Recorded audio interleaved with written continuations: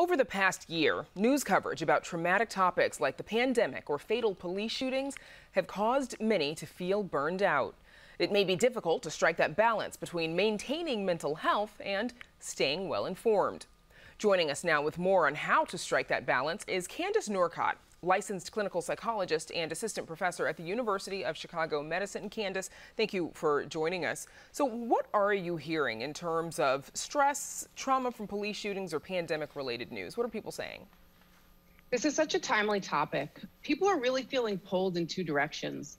One is a desire to bear witness, and that's really rooted in this: if I turn away, what will I miss?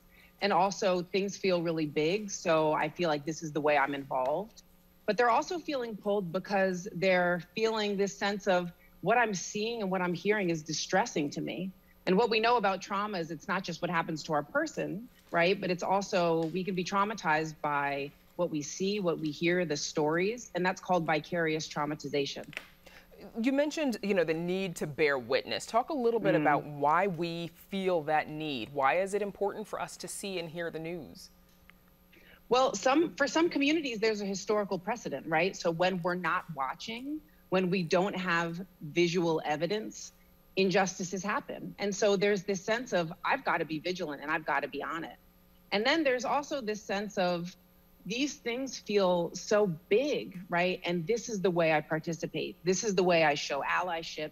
This is the way I connect. How can the trauma of witnessing this news, though, how can it stick with people? Well, that's really important. Always feeling keyed up. I think part of vicarious traumatization is that it impacts us similarly as if the trauma had happened to us directly.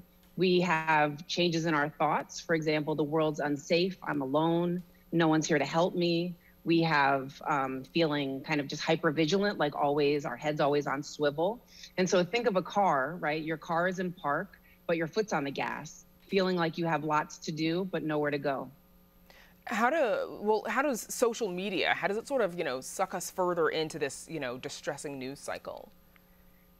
Well, one thing that I talk to my clients a lot about is being intentional, right? And social media takes a little bit of that intentionality away from us. My clients talk about they go to bed at 8 o'clock and 2 hours later, they're still scrolling through their social media because the videos keep looping.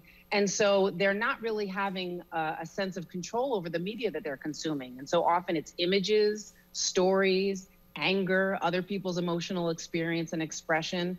And it's hard to turn the volume down, turn the gauge down when that's the way you're consuming your news.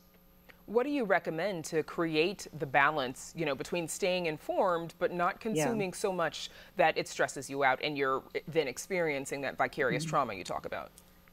That's a great question. And it's back to that word intentional.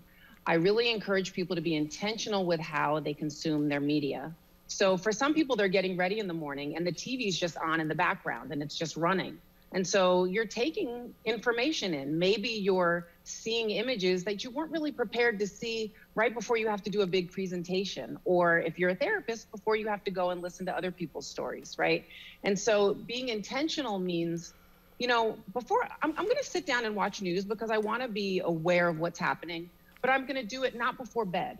I'm going to do the 5 o'clock news. Or maybe it's not going to be the news. Maybe it's going to be the news on the radio and you change the medium by which you take it in, because sometimes hearing versus seeing and hearing allows you to feel like you have a little bit more control on what you're consuming. So I really, really try to encourage people to be intentional. To that end, can, the more visual news, like videos, can that be more triggering for people?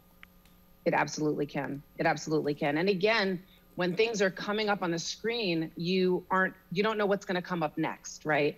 If the next video is coming up in your feed, or if you're watching the news and maybe now they're going to jump to a story about a war, right? You don't know what images. And also, when people have experiences of trauma, whether they've experienced it in their lives or not, you never really can predict what's going to activate your trauma. You have a sense, but it could be anything. It could be a picture that has nothing to do with what you went through. And so sometimes images and pictures and that visual medium can just keep a wider door open for what can activate you. What advice do you have for people who are dealing with anxiety around all of this? The biggest thing that I have is to lean into your social supports. So often people kind of sabotage themselves and they say, oh, I don't want to burden other people, or I don't want to be a downer. And so they're cutting off one of our most powerful assets when we're thinking about coping.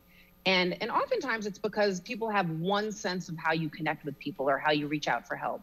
But reaching out for help can be just calling somebody and saying, I don't really want to be alone right now. Would you just go to the grocery store with me? Or if somebody's far away, you say, can I call? I don't necessarily want to talk about anything. Can we just talk about that bad TV show that we both love, right? Even that is using your support system and connecting. Okay, bad television is recommended, it sounds like. Candace Norcott, thank you so much for joining us. Thank you so much. Take care.